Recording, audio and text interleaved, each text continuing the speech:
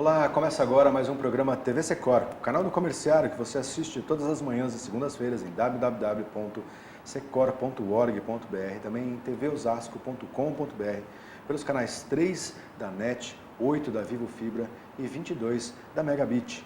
Hoje nós vamos falar aqui com o Flávio Henrique de Souza, ele que é metalúrgico, ex-presidente do CONAD, o Conselho Nacional dos Direitos da Pessoa com Deficiência, é formado em Serviço Social e atualmente é assessor da vereadora Ananice, do Partido dos Trabalhadores, lá em São Bernardo do Campo.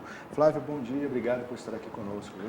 Bom dia, Jefferson, bom dia a toda a equipe da TV Secor, aos ouvintes, né, que estão nos acompanhando a partir de agora. Estamos aqui à disposição e quero também apresentar a minha cão-guia, Ive, né, IVVY, uma labradora, que nos dá aí autonomia, 5 anos juntos. Trouxe aí a sua companhia aqui, e ela está curtindo aqui o chão do estúdio, que deve estar fresquinho, nesse calorão danado que vem fazendo esses dias, né, Arruda? Arruda, nosso diretor de comunicação, aqui também conosco. Justamente, bom dia, companheiro Gerson, bom dia, companheiro Flávio. É um prazer ter o senhor aqui como um dos nossos convidados, a gente trazer um pouco da sua experiência. Bom dia, comerciário, comerciária, dizer, você comerciária que trabalhar nesse final de ano, pega a sua cadernetinha, faça as anotações de quantos domingos você trabalhou, porque a gente sabe que muitas empresas pagam direitinho, mas muitas quer dar um chapéu na pessoa que mais ajuda ele. E dizer também que nós estaremos de plantão, tem uma equipe de plantão, no dia 26, 27, 28 e dia 2. Estamos à disposição de vocês no SECOR, Sindicatos Comerciários, aqui na Antônio Becoutinho, número 118. Obrigado. Isso é importante, plantão da diretoria, para você poder colocar a boca no trombone aí nesse final de ano, que a gente sabe que algumas empresas abusam, né, Arruda? É importante aí ficar ligado. Essas informações você encontra também lá no site do sindicato, www.secor.org.br. Agora, antes da gente começar aqui, fazer uma nota de pesar do TV Secor, nesse final de semana faleceu a mãe do companheiro neto, presidente do Secor, a dona Severina. Faleceu lá na Bahia. Então, vamos fazer aqui uma nota de pesar, né? Recife. Em Recife. Vamos fazer uma nota aqui de pesar do TV Secor aí, em homenagem à dona Severina e mandando aí nossas condolências, nosso desejo de forças aí para a família nesse momento difícil aí, né, do companheiro neto, né, Arruda? Justamente. Pessoa que se deslocou-se daqui por esse motivo, né?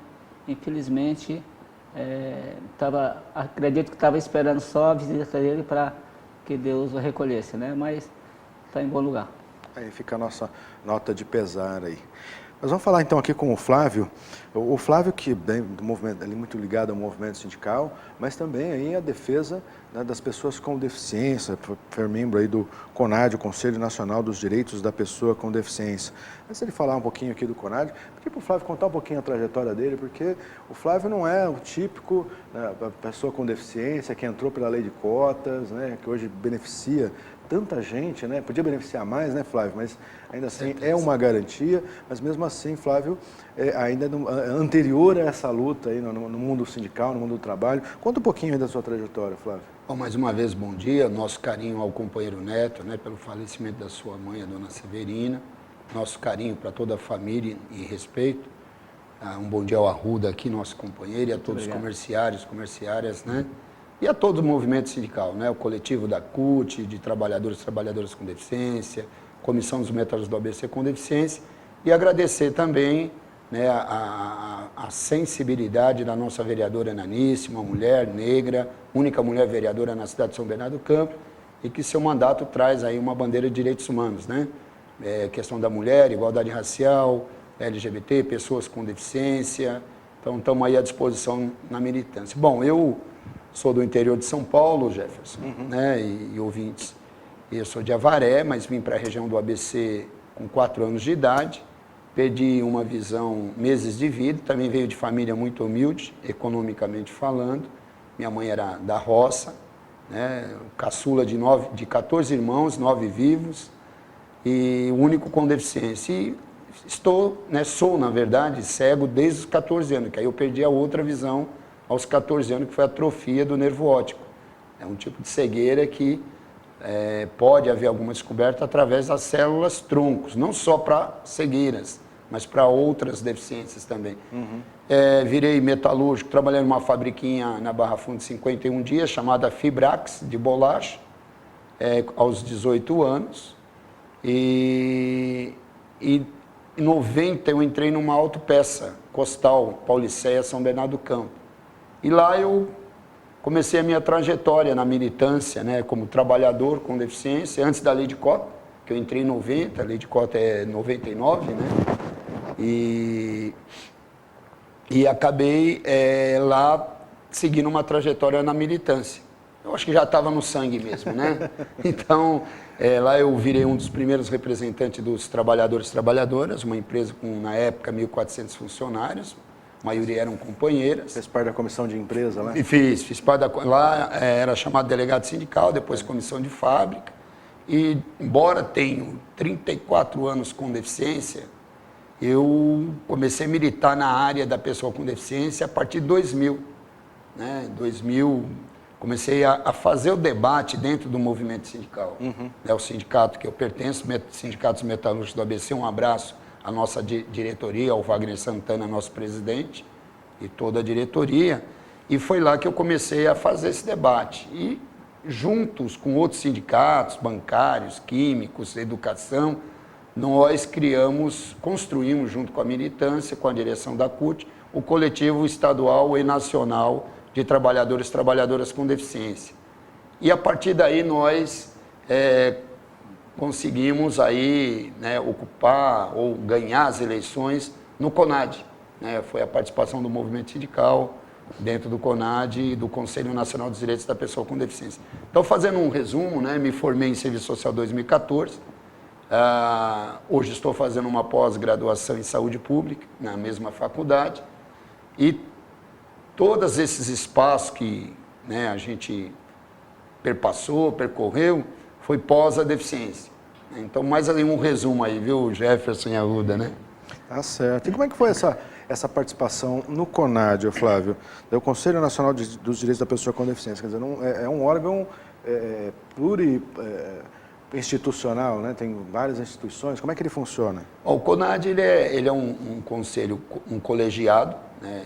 Ele tem 38 titulares e 38 suplentes, do qual participam entidades, né? Tem lá a cadeira dos trabalhadores e trabalhadoras, tem, claro, o governo federal também tem seus espaços lá, porque é igual, né? 19 titulares do governo e 19 titulares da sociedade civil.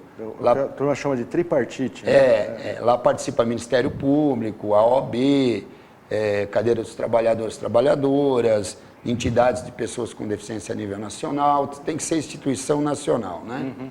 E ele tem reunião bimestral, né, as ordinárias, depois tem, se for necessário, as extraordinárias, e os conselheiros e conselheiras, além de debates de 2, 3 dias, 2 a 4 dias, quando necessário, em Brasília, se localiza em Brasília, ficava na pasta da Secretaria Especial de Direitos Humanos, né, junto com a Secretaria Nacional dos Direitos da Pessoa com Deficiência, e é um conselho deliberativo, né?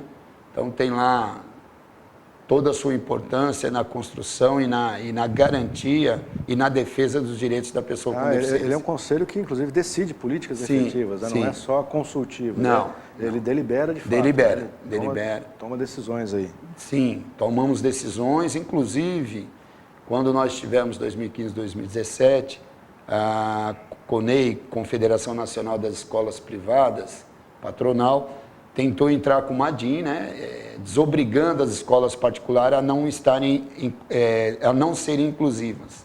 E nós conseguimos, uma das reuniões do CONAD, inclusive, foi dentro do Supremo Tribunal, porque eles estavam julgando essa questão. E nós fizemos um corpo a corpo com os ministros do Supremo, para que nós pudéssemos garantir o acesso das pessoas com deficiência nas escolas privadas também. E ganhamos naquele momento. Então, foi uma das lutas que todos os conselheiros e conselheiras do CONAD fizemos naquela ocasião, né? Quer dizer, a escola particular não pode recusar né, o aluno com deficiência? Não, não pode. Ela tem que seguir as mesmas regras que as escolas públicas, na sua maioria, mesmo porque ela está dentro do país e ganha lucro aqui em cima da população brasileira, e ela tem que cumprir a legislação brasileira também. Agora, acho que até a tua trajetória de vida, Flávio, é um exemplo de que assim, é possível com medidas mínimas aí de acessibilidade nas escolas, mas também em outros serviços públicos ou privados, uma vida normal para a pessoa com deficiência, né? É uma questão de adaptação da sociedade, adaptação das empresas, mínimas inclusive, né? Não são tão grandes assim, para que isso seja possível, uma inclusão perfeita. Olha, Jefferson, eu acredito em dois aspectos da inclusão, dos direitos humanos a partir da pessoa com deficiência, porque é uma questão de direitos humanos, né, das pessoas com deficiência. Uhum. A primeira é a questão cultural, atitudinal. Então, a gente pode fazer com que as pessoas com deficiência tenham o acesso, não o acesso do ponto de vista só rampa e elevador, também, sim, que é a questão da acessibilidade arquitetônica, mas o acesso a todos os serviços, a todos os espaços da sociedade, né, ao mundo do trabalho, né, ao mercado de trabalho. E isso se dá primeiro com atitude, né, uma questão atitudinal, cultural dos empresários, cultural dos gestores, né? Então a gente acredita que dá para você fazer modificações, adaptações com um investimento mínimo, né? Tem alguns empresários que ainda alegam, mas nós não temos pessoa com deficiência capacitada tecnicamente. Nós temos muitas pessoas com deficiência que acessaram a universidade. E outra coisa, como é que você faz o treinamento do seu colaborador, do seu funcionário? Cada empresa, cada segmento não tem uma grade de curso de qualificação? Por que não inserir a pessoa com deficiência, trabalhadora com deficiência, ali naquela grade? Pequenas adaptações, ou braille, ou intérprete de libras, ou sinalização, né? Então, é possível fazer muita coisa, né? Agora, uma das grandes vitórias da luta pela inclusão foi a Lei Brasileira de Inclusão, né? Em 2015 foi aprovada, não é isso? 2015. E começou, assim, efetivamente entrou em vigência em janeiro de 2016. E foi um novo olhar aí sobre os brasileiros com algum tipo de deficiência. Como é que você vê a aprovação dessa lei aí durante o governo da Dilma Rousseff? Bom, primeiro quero agradecer e dizer que o movimento de pessoas com deficiência, os conselhos de direito municipais, estaduais, Distrito Federal e o próprio CONAD, que trabalhou bastante para que essa lei pudesse ser aprovada, porque havia ainda muitas discordâncias do próprio segmento, do movimento, do Congresso, né? Foi uma lei que era o Estatuto da Pessoa com Deficiência, o propulsor era o senador Paulo Paim, né? E a partir daí se fez uma discussão, audiências públicas no país todo, para que ela não fosse, na verdade, para que ela fosse à luz da Convenção Internacional sobre os Direitos da Pessoa com Deficiência, que o Brasil havia ratificado em 2009. Uhum. Então, nenhum documento, nenhuma legislação, nenhum direito poderia ser abaixo da Convenção. Então, até fazer os ajustes, ela foi sancionada em 6 de julho de 2015 pela presidenta Dilma, né, no momento, e ela sim, ela reúne toda a legislação existente, né, que estavam soltas, num documento só, e ela é muito importante para a autonomia e para o direito humano da pessoa com deficiência, né, que é a 13.146, né? Então, ela é muito importante. Agora, uma coisa é conquistar esse documento, como nós temos o Estatuto da Criança e Adolescente, do Idoso e outros, né? Outra coisa é colocar em prática. Outra coisa é a gente conseguir, né, Jefferson e Arruda, colocar ela em prática, né? Agora, isso precisa de todos os setores da sociedade que tenham um compromisso com a transformação em um país justo, né? Não é um país mais justo, é um país justo, né? Socialmente falando, a partir dos direitos humanos. Então, nós temos aí Ministério Público, Judiciário, Legislativo, Executivo, a sociedade e o próprio segmento e familiares de pessoas com deficiência. Agora, eu queria que você comentasse um pouquinho que avanços a LBI consolida na defesa das pessoas com deficiência. Bom, na minha concepção, um primeiro avanço que ela traz, ela conseguir reunir num documento só toda a legislação que estava solta no sistema legislativo do país. Então, hoje tem um documento que você tem um norte, uma direção para poder desenvolver, para poder cobrar, para poder pensar. A outra é a autonomia que ela traz para as pessoas com deficiência do ponto de vista de direito humano. Que até então havia uma cultura muito mais forte, ainda há, uma transformação leva tempo, mas assim, políticas pontuais, leis pontuais, e que muitas delas traziam o assistencialismo, não o direito humano, né, da pessoa com deficiência. Então, eu acho que essa autonomia da pessoa com deficiência intelectual, por exemplo, da tutela da pessoa com deficiência, né? Sim. A pessoa com deficiência não precisa de tutela, ela precisa de condições, ela precisa de oportunidade, né? A chamada igualdade de oportunidade. Então, o que me faz diferente de outra pessoa, se eu tivesse com um colega aqui ou uma colega usuário de cadeira de roda, dando entrevista hoje aqui, se o espaço da TV aqui, do programa, é acessível, se tem escada, mas tem elevador ou tem rampa, qual é a diferença? Nenhuma. Então, eu acho que a lei, a LBI, o Estatuto da Pessoa com Deficiência, traz muito esse debate na sociedade, né? Porque você precisa debater esse estatuto na sociedade e debatendo você vai trazer, inclusive, a formação e a informação para todo o conjunto da sociedade brasileira. Agora, a gente percebe na tua colocação, né, o tempo todo, a questão da inclusão das pessoas com deficiência está muito ligada à questão dos direitos humanos, né? Inclusive, a Declaração Universal dos Direitos Humanos completou aí, agora em dezembro deste ano, esse mês, está completando 70 anos, né? E como é a relação, né, da Declaração Universal dos Direitos Humanos com o que a gente tem hoje no país e no mundo em termos de defesa dos direitos humanos para as pessoas com deficiência? Como é que você analisa essa condição aí? Bom, primeiro, nós do segmento das pessoas com deficiência, segundo o IBGE 2010, nós temos no Brasil em torno de 23%, 24% da população com algum tipo de deficiência. É um grande contingente. Né? Nós estamos falando em torno de quase 46 milhões de brasileiros e brasileiras com algum tipo de deficiência.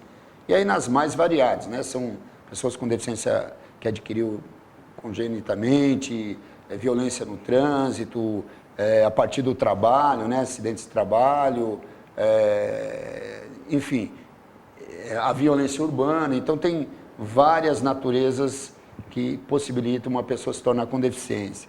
Bom, tem uma relação muito importante. Primeiro que quando você discute o direito humano, você sai daquele debate do assistencialismo, né, do coitadismo, né? Você passa a discutir o direito de um cidadão, de uma cidadã. E como é que a gente garante esse direito dessas pessoas? É criando as condições, é dando a oportunidade e fazendo com que ela, de fato, tenha o acesso. Então, é um debate mesmo de direito humano. Nós não somos uma ilha isolada, tudo o que acontece na sociedade brasileira ou no mundo nos afeta diretamente também, né? As pessoas com deficiência não... Claro, nós temos nossas particularidades, mas nós estamos inseridos na pauta geral da sociedade brasileira. Então, o que afeta o outro segmento, muitas vezes pode afetar pessoas com deficiência. E temos que lembrar que o mundo, os países, passou a discutir mais pessoas com deficiência depois da Segunda Guerra Mundial, né? Que criou um contingente de pessoas com deficiência. Contingente a partir da guerra, né? Estados Unidos, países do primeiro mundo, os também de terceiro mundo que participaram da guerra, causaram e tornaram muitas pessoas com deficiência. Não foi só mortes e misérias, né? Sim. Então, se começou a debater os direitos humanos a partir daí, né? Dessa referência. E aí o mundo começou a debater. Uma outra questão que eu ligo muito diretamente ao nosso país foi um grande documento que o segmento ganhou e que muito pouco tem sido falado, né? Que é a Convenção Internacional sobre os Direitos da Pessoa com Deficiência, que foi ratificada com força de emenda constitucional no Brasil em 2009, né? Já num governo popular. Claro que isso é uma conquista do movimento, da sociedade, do segmento, dos setores envolvidos, mas se nós não temos também um governo que tem um olhar mais a partir do direito humano, de uma sociedade justa, as nossas dificuldades são maiores. Então, essa convenção, o Brasil, como qualquer país, ele tem tratados internacionais. Sim. Né? E essa convenção, ela é um dos acordos internacionais que o Brasil tem por fazer parte da ONU. Né? E esse documento, o Brasil foi um dos poucos países que ratificou com força de emenda constitucional. Ou seja, ela faz parte da nossa Constituição brasileira, que hoje estão rasgando, lamentavelmente, né, os que deveriam ser guardiões da Constituição brasileira, em muitas atitudes e ações, a gente vê que está se rasgando uma grande conquista do brasileiro e da brasileira. E essa convenção nos liga diretamente aos direitos humanos, porque ela traz, desde o direito à educação, saúde, lazer, cultura, trabalho, educação, transporte e autonomia da pessoa com deficiência. Né? Então, e essa convenção, o Brasil prestou conta na ONU, não só o Brasil, todos os países. Né? Nós tivemos a oportunidade em 2015 de fazer parte da delegação brasileira, que foi em Genebra, para prestar conta. Os países que assinam um tratado internacional, ainda mais o Brasil, que ratificou com força de emenda constitucional, tem que prestar conta para a organização internacional, que é a ONU. Mostrar o que de fato vem fazendo, né, no sentido de aplicar. Então a cobrança interna também, externa também é importante, né? Não só interna, mas os países lá fora, os grandes países estão de olho no Brasil também, né? Agora, Flávio, nesse momento complicado que o país atravessa, né, um período aí de perseguição aos direitos dos trabalhadores, com a justificativa de que vai gerar mais empregos, e assim, desde a reforma trabalhista a gente está esperando aí essa geração de empregos, não aconteceu. Ao contrário, os empregos foram precarizados, os que estão sendo colocados aí no mercado são ainda mais precários. Há uma expectativa aí de alteração da Previdência, a partir de uma reforma da Previdência que não está sendo efetivamente discutida com os trabalhadores, que são os maiores interessados. Pesa sobre os trabalhadores essa preocupação, né, de retirada de direitos. Isso pode afetar de forma ainda mais profunda as minorias, aí, as mulheres, os negros e também as pessoas com deficiência, não é isso? Com certeza, Jefferson. Primeiro nós precisamos pensar que nós não somos um segmento isolado do país. Então, como eu disse há poucos instantes, tudo que afeta a classe trabalhadora, a sociedade, afeta diretamente as pessoas com deficiência. Nós temos uma lei de cota, né, que fala que as empresas têm que contratar pessoas com deficiência, né, que tem de 100 a 1.000 funcionários, acima de 1.000, de 100 a 200, 2%, de 201 a 500, 3%, de 501 a 1.000, 4%, e acima de 1.000, não importa se tem 10 mil, 20 mil, 100 mil, são 5%. 5%. Então, eu acho que nós já estamos perdendo. Né? Eu penso e acredito, e está aí, né, colocado pelos meios de comunicação desse país, o que tem sido feito com o nosso país e com a classe trabalhadora. Quando vem uma terceirização e transforma uma empresa de 300 funcionários em 4 empresas de 50 funcionários, já não tem mais lei de cotas. Pela legislação, a empresa não é obrigada a nem se preocupar com a pessoa com deficiência. Né? Sim. Então, eu acho que quando você fala da reforma trabalhista, ela não só traz esses prejuízos, mas traz a precarização e pode aumentar ainda mais o exército de pessoas com deficiência nesse país. Né? Porque ela vai trazer o quê? A precarização das condições de trabalho. Né? E aí não tem segmento da classe trabalhadora que vai ser menos ou mais prejudicado. Todos nós, toda a classe trabalhadora, né? Independente do segmento que ela possa compor.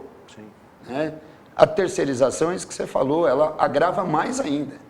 Né? Ela agrava muito mais ainda. Então, e a reforma previdenciária, nós não sabemos, eu acho que são questões que têm sido impostas para nós, né? Tem sido, o dito popular, descido goela abaixo. Né? tem colocado retiradas de direito profundas. Nós não sabemos se hoje, daqui a uns 3 anos, 10 anos, as próximas gerações vão se aposentar nesse país, né? Então, eu particularmente aí, não acredito que vem coisa boa não, e vai ser feita no primeiro semestre já. Era para se fazer agora, mas eu não sei o que aconteceu lá entre eles, num acordo interno, né? Ninguém fala, mas também ninguém é ingênuo aqui embaixo, né? Vai ser uma reforma que a própria equipe econômica do próximo governo, do presidente Bolsonaro, já colocou que é preciso fazer a reforma. E a reforma previdenciária, ela afeta não só quem vai se aposentar, mas pensionistas, as pessoas com deficiência, idosos que recebem o BPC, que é o benefício de prestação continuada, as pessoas com deficiência que LOAS, estão... né, o chamado LOAS. Né? O LOAS, na verdade, é a Lei Orgânica de Assistência Social. Sim, Dentro dela está o estabelece. BPC, que é o benefício de prestação continuada. É que o dito popular, o pessoal fala, eu recebo LOAS, né? Mas não é o LOAS. O LOAS é a Lei Orgânica de Assistência Social, que dentro dela tem o BPC. E que beneficia milhares de pessoas com deficiência, famílias, idosos. Uma mãe que geralmente tem uma pessoa com deficiência intelectual ou duas, essa companheira, ela não pode trabalhar fora. É muito difícil, Né? né? Porque ela tem que levar no médico, ela tem que levar no tratamento, ela tem que levar no desenvolvimento da pessoa humana com deficiência. Né? Ela não terá tempo para mais nada. Principalmente as mães, não só, mas principalmente as mães de pessoas com deficiência intelectual. E aí, Jefferson e Arruda, é bom a gente colocar, e claro que a gente tem muitos companheiros compromissados, mas uma boa parte dos homens, quando sabem, ou quando nasce uma criança com deficiência, ele abandona as mulheres. Desaparece, né? Então, quem segura a maior onda, né, com uma sociedade que ainda tem discriminação, nós vimos agora recentemente aí, nessa disputa no país, o que gerou de discriminação com nordestino, com pessoa com deficiência, com outros segmentos, né? LGBT, negros e negras.